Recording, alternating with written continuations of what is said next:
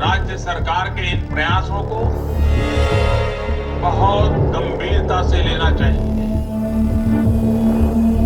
Health sector के experts और अन्य देशों के अनुभवों को ध्यान में रखते हुए देश आज एक महत्वपूर्ण निर्णय करने जा रहा है।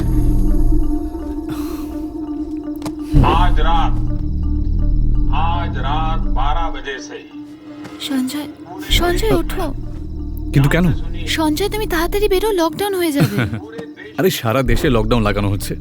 প্রাইম মিনিস্টার বলছেন যে দরজার বাইরেও তুমি যেতে পারবে না।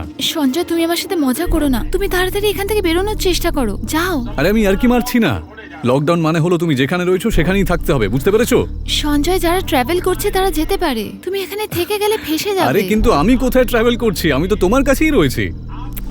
সঞ্জয় তুমি প্লিজ বোঝার চেষ্টা করো। ওপরওয়ালা এটাই চান আমি এখানে আটকে থাকি। সঞ্জয় তুমি যাও এখান থেকে প্লিজ। আরে আমি চলে গেলে তুমি তো একা হয়ে যাবে। যখন তুমি এখানে এসেছিলে তখনও একলাই ছিলাম। তোমার মা চলে এলে আমি এখান থেকে চলে যাব।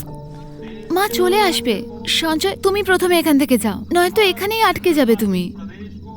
আমায় নিয়ে তোমার কোনো প্রবলেম আছে? সঞ্জয় আমার কোনো প্রবলেম নেই, আমি ঠিক আছি। মানে ওর উপর রেগে রয়েছো? আমি রেগে নেই, আমি ঠিক আছি, তুমি প্লিজ এখান থেকে চলে যাও। প্রমিস? প্রমিস।